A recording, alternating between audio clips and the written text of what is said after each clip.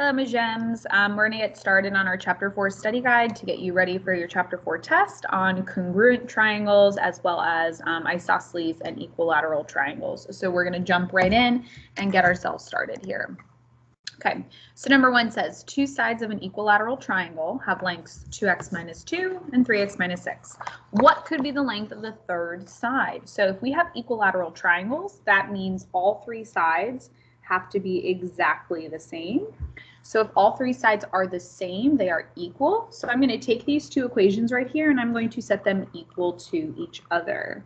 So I'm going to take 2x minus 2 and set it equal to 3x minus 6. And then I'm going to for x like an algebra problem. So I'm going to move all of my x's to the same side. So I'm going to subtract my smaller x from both sides. I get negative 2 equals x minus 6. And then to get the x by itself, I add 6 to both sides. And so I get 4 equals x. Now, if I take that 4 and I plug it into one of the sides, I should get my length of the side. So it doesn't matter which equation I plug it into. I'm going to plug it into the 2x minus 2. So if I plug 4 in for x, I get 2 times 4, which gives me 8. And 8 minus 2 gives me that this side is 6, which means this side is 6 and this side should be 6. So I'm going to take this x value, I'm going to plug it into both of these equations right here and see which one gives me 6. Whichever one gives me 6 means that's the my side length. So if I do 10 minus x, that means 10 minus 4. I end up getting 6. That one works. I'm just going to check the other one just in case, which is 2x plus 5. So that means 2 times 4, which gives me 8, and 8 plus 5 gives me 13. That is not the same as the other sides of 6, so my final side is going to be 10 minus x. Here's my first problem. Number 2, the legs of an isosceles triangle have lengths 2x plus 4 and x plus 8. The base has lengths 5x minus 2. What is the length of the base? So I'm going to draw myself a picture. An isosceles triangles means 2 sides are the same, 1 side is different. So my 2 legs that are the same are 2x plus 4 and x plus 8. My base, the one that's different, is 5x minus 2. Now, to figure out the length, I'm going to end up figuring out the x value first, and then I'm going to plug it in. So I know that these 2 sides are congruent, they're the same, so I'm just going to set those 2 sides equal to each other because they are congruent. And I'm going to solve it like an algebra problem. So I'm going to subtract x on both sides to get all my x's on one side. Get x plus 4 equals 8. And then I subtract 4, I get x equals 4. It asks for the length of the base. And the base is this one right here, 5x minus 2. So I'm going to take my value of x and I'm going to plug it in. So instead of x, I'm going to put 5 times 4. So 5 times 4 is 20. And 20 minus 2 gives me a side length of 18. And I'm done. So isosceles triangles have 2 sides that are the same. Equilateral triangles have all 3 sides that are the same. For number 3, I've got a picture here and it asks me to find the values of x and y. Now I see that I have 2 tick marks here, but I don't have one on the third side, which means this is an isosceles triangle. So that means 2 of my angles are the same, 2 of my sides are the same. Okay. Now, this right here is a perpendicular bisector. Perpendicular means it creates a 90-degree angle. Well, if this side is 90, that means on the other side, right, essentially, I'm cutting this triangle in half. This triangle on the right is exactly the same as this triangle on the left. It's just flipped. So if this angle is 90, if I flip it over to the other side, that means x is also 90 degrees. 90 and 90. So my x is 90 degrees. Now, if I look just at this one triangle over here on the right, I see I have 90 and 47 degrees. I want to figure out what this angle right here is. Well, because these 2 are exactly the same, right, I just flip it over. this angle is also y degrees, which means if this one's 47 over here at angle C, if I flip it over to the other side, this angle over here is also 47 degrees. So to find the value of y, I'm going to look at just one triangle. I know if I add all of my angles in a triangle together, I get 180. So I'm going to add these two angles together and then subtract from 180. And whatever's left over is going to be my angle y. So I'm going to do 180 minus 90 plus 47. So if I add 90 and 47 together, I get 137. And if I subtract 137 from 180, I get that my y value is 43 degrees. So this angle is 43 degrees, which means the one right next to it is also 43 degrees. So just like that, by being given just one number, I can figure out all of the other angles inside of an isosceles triangle. Number 4. Chris is painting a triangular section of a shuffleboard court shown in the figure. He starts by putting 41 feet of tape around the outside of the triangle. He knows the base of the triangle is 16 feet and each base angle of the triangle measures 50 degrees. What's the length of x, y? Now, I know both of these angles at the bottom are 50 degrees. Two angles that are exactly the same means the two sides right across are also the same. This is an isosceles triangle. So these two sides are the same. Now, I know if I go all the way around this triangle, it is 41 feet. I have already used up 16 of the 41 feet. So if I take away the 16, 41, I'm left with just 25 feet for these two side lengths. Now, because they are exactly the same, I just want to take half of it, and that will give me one of these sides. So if I divide by 2, I will get half of it, which is 12.5 feet. So this side is 12.5 feet, and the side right across from it is 12.5 feet. So if I were to add up together 12.5 plus 12.5 plus 16, I should get 41 feet. So this side length right here, xy, is 12.5 feet. Isosceles triangles. All right. Number 5, calculate the measure of angle T. So I see that there are some tick marks here, which means this is an isosceles triangle because I've got two sides that are the same. So if I have two sides that are the same, I also have two angles that are the same. So if I go across from the sides, angle W and angle M on the interior are both exactly the same. Now, I can figure out this angle M right here because I know the one right next to it is 114. This right here is a straight line. This is a linear pair. So if I add together this angle 114 and the one right next to it, I should get 180. So to figure it out, I'm going to take 180 minus 114. And what's left over is 66 degrees. So this tiny piece in here is 66 degrees. That means this angle over here is also 66 degrees because it's an isosceles triangle. However, I want to know the measure of angle T. Again, I know if I add up all the angles of a triangle, I should get 180. I already have 66 and 66, so I'm going to add those together, subtract from 180, and that's going to give me what's left over. So I'm going to add together 66 plus 66, and then subtract it from 180. So if I add 66 and 66 together, I get 132, and if I subtract that from 180, I get that the measure of angle T is 48 degrees.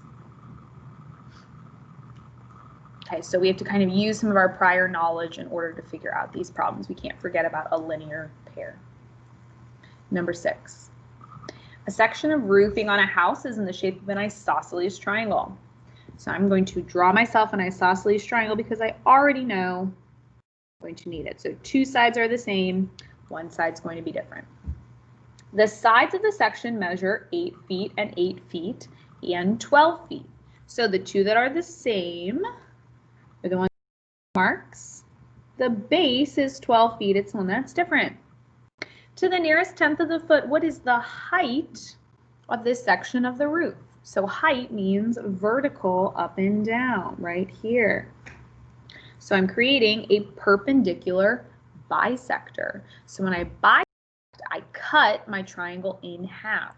So if this whole bottom section was 12 feet, if I cut that in half, I now have 6 feet and 6 feet. I'm essentially creating two triangles that are exactly the same on both sides, two small triangles. So this is a right triangle, and I know that if I have sides of a right triangle and I want to figure out another side, I can use the Pythagorean theorem. A squared plus b squared equals c squared.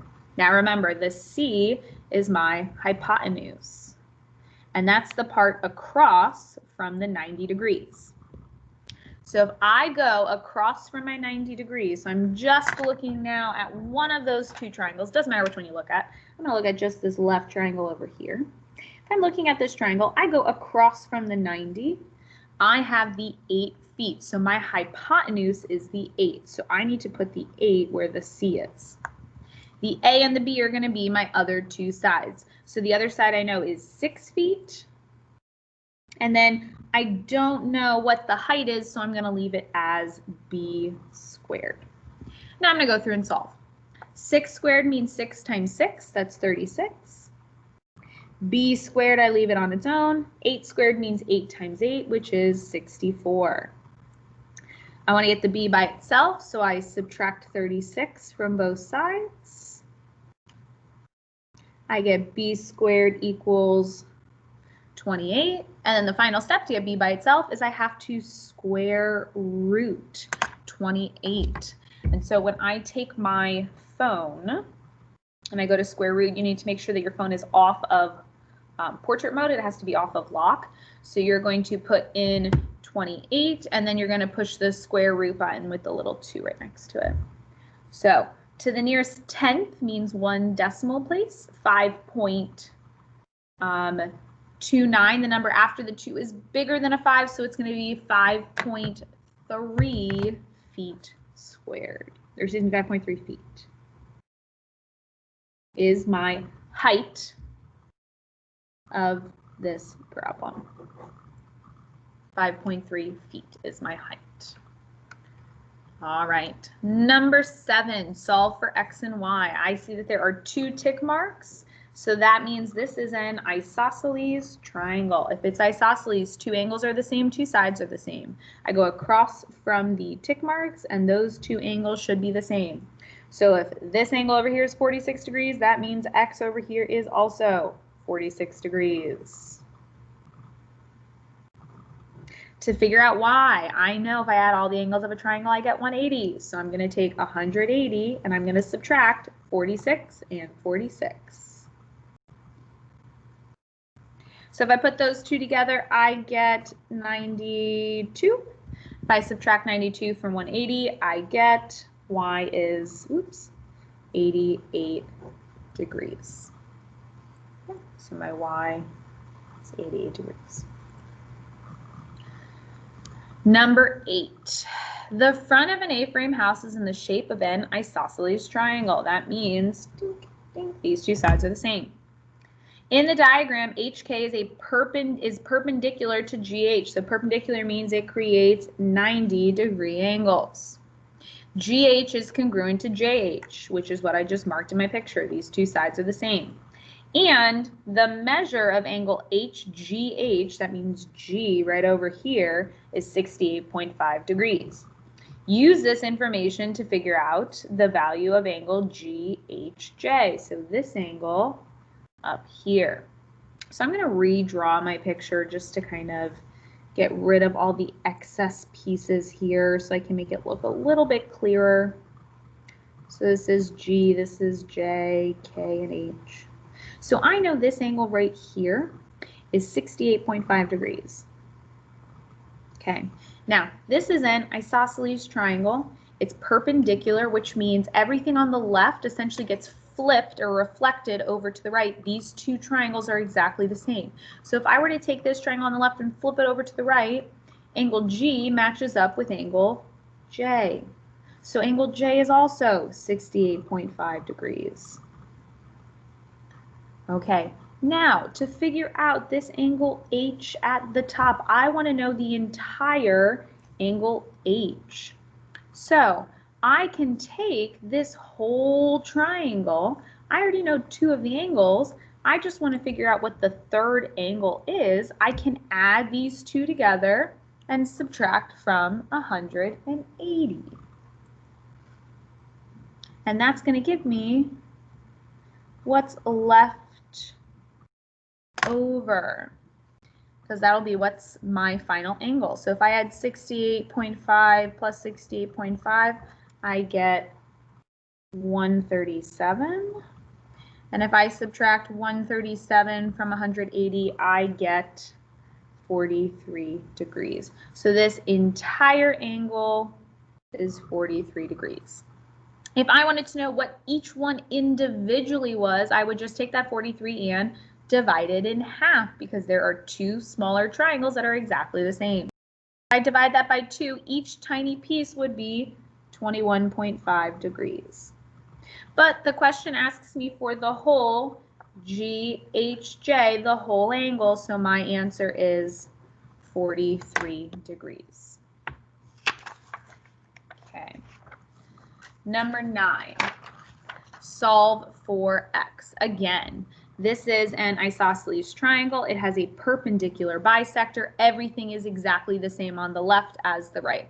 So angle G right here is 4x plus 1. If I flip it over to the other side, it matches up with B. So angle B is 4x plus 1. This angle K on the left matches up with this angle K on the right. They're both 2x minus 7. So if I look at just one of the triangles, if I add all three angles together, I should get 180. So I'm going to add all three angles and set it equal to 180. So 2x minus 7 plus 4x plus 1 plus 90, don't forget about that 90, equals 180. And now it's an algebra problem. So I'm going to combine like terms. 4x and 2x gives me 6x. 91 gives me 91, and 91 minus 7 gives me 84. Set it equal to 180. I subtract 84 on both sides. I get 6x equals 96. And then I divide by 6. I get x equals 16 degrees, because I'm talking about angles, and it only asks me to solve for x. So I'm finished. Number 11. Based on the figure, what theorem can be used to prove the triangles are congruent? So I see I've got one pair of sides that are the same. I have one pair of angles. Remember, you need 3 things to prove the triangles are congruent. So the third thing that I see that is not marked in the picture is that they share this side right here. That's a shared side, or the reflexive property. It will never be marked for you in a picture, so you need to make sure that you mark it yourself. Okay, now if I look at this picture, I see I have 2 sides with an angle right in between them. So this is, oops, side, angle, side. Number 12, same idea. Which theorem are you going to use to prove the triangles are congruent? I have one pair of sides, one pair of angles. I need a third piece of information. I see an x right here, and as soon as I see an x, I know that I have vertical angles, which again will never be marked for you in a picture. So you have to mark it yourself. So now I have 2 pair of angles and a side that only touches one of. So my answer is angle, angle, side. 2 angles with a side that does not touch both, only touches one. Okay, for 13 and 14, state what additional information is required in order to know the triangles are congruent. So if I wanted to use the theorem, angle, side, angle, I would have to have 2 angles and a side right in between them marked in the picture. Right now I see I have 2 pair of angles marked, right? Here's the first pair of angle, here's the second pair of angles. I need to mark the side. The side has to be right in between the two. So I need to say that this side is congruent to this side and name it in the same order. So I'm going to say side GF is congruent to, and now if I go in the same order, I went from 2 arc marks to 1, so I say SR, 2 arc marks to 1. That is the last side that I need for this problem. In number 14, I want to use the theorem angle, angle, side. So I see vertical angles, which should be marked. That's your first angle. I see a side marked for me as well. I need to know one more angle. I need to pick the angle that is not in between the sides. So I need to pick this angle out by itself. So now I've got angle, angle, side, and I know that my theorem is correct. So the last angle that I need, the final piece of information, is that angle L is congruent to angle C. I don't need to mark this one because it's assumed they're vertical angles. You already know those. Okay, that was my angle that I needed. All right, number 15. If triangle LMN is congruent to triangle RST, answer the following. I want to name all of the congruent parts. So if it helps, you can draw a picture. You don't have to, though. LMN and RST. So in the same order, LMN, RST. And I'm just going to name the parts that are congruent. So angle N right here is congruent to T. Side MN is congruent to, I need to say it in the same order, ST. Angle R over here is congruent to angle L. And then TR is congruent to, go in the same order over here, NL. And notice because it's a side, I put a segment or a line right above it. Okay, last few. On to our proofs. All right, so you are given that QS is congruent to TS and R is the midpoint of QT. So I'm going to mark each one in my problem as I go through. QS is congruent to TS is given to me. So here's QS, here's TS. Boom, given. R is the midpoint of QT. So it's right in the middle of this whole segment, also given to me. Now, definition of midpoint. I know that if R is in the middle of this segment, that means these two pieces have to be the same. So this piece on the left has to be congruent to this piece on the right. To write that as a sentence, I will say QR is congruent to TR. And that was the definition of midpoint. And I'm going to highlight my congruent symbols because remember you need to highlight 3 in order to go on to your final step. Last one says SR is congruent to SR. This piece right here is congruent to itself. And I know that because that is a shared side, and a shared side is called the reflexive property. Okay, or a shared side, right? But we use reflexive property. We don't say shared side. It's assumed. Now, I've got 3 congruent symbols highlighted. That means I can go on to my final step, which is prove. And this is what I'm proving right here. I know that these 2 triangles are congruent, and I have to pick my theorem. And so I look at this picture, and I see all 3 sides are marked with tick marks. So my theorem is side, side, side. All right, last 2 proofs. Okay, X is the midpoint of VZ and X is the midpoint of WY. Now, I already see right here I've got an X, which means I'm going to have vertical angles somewhere in my problem. So first one, X is the midpoint of VZ. VZ, X is in the middle. Okay, if it's in the middle of this whole thing, definition of midpoint, that says if you're in the middle, the two pieces that are left over have to be the same. So if I'm going from V to Z, these two pieces are the same. To write that as a sentence, I say Vx is congruent to Zx. And there's my first congruent symbol. Next one, X is the midpoint of WY. How do I know that? It's given to me, right there, given.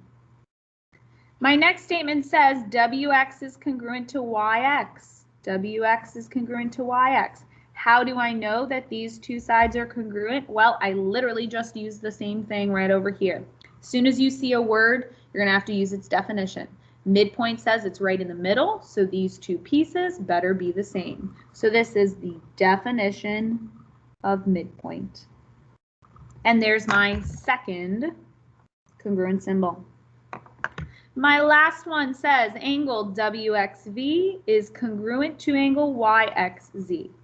So WXV, so remember we're looking at the second letter. So it essentially says my angle X's are congruent.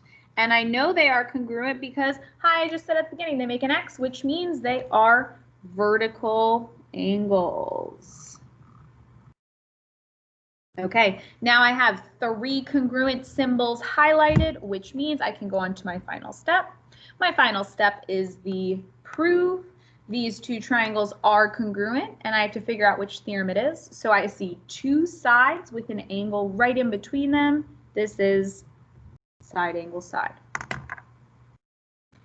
And last one. Prove that the triangles are congruent given the information. So number 1, XW is congruent to XY. XW, XY. Mark it in your picture. Given to you, there's my first congruent symbol. Okay. Number 2, XZ bisects angle WXY. So bisect means cut in half.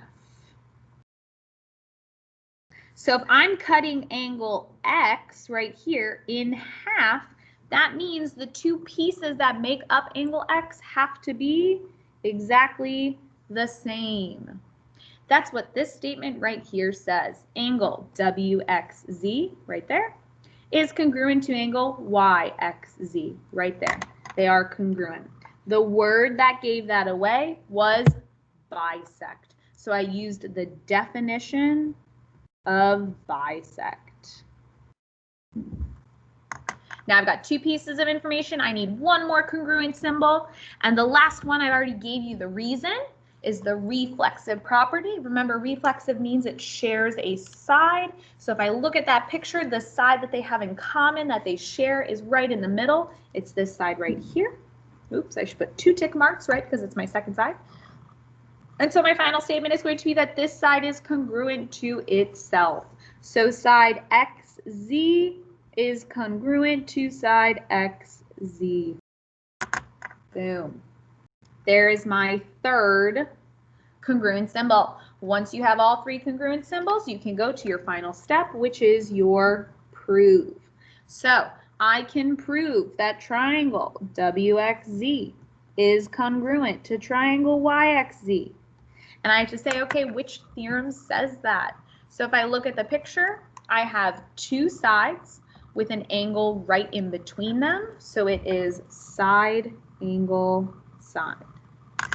All right, so now we are done with our Chapter 4 study guide. I hope that this helps you out for your test on congruent triangles. And if you have any questions, please feel free to send me a message. And that's it. That's all I have for you today. So have a great day, and good luck on your test whenever you go and take it.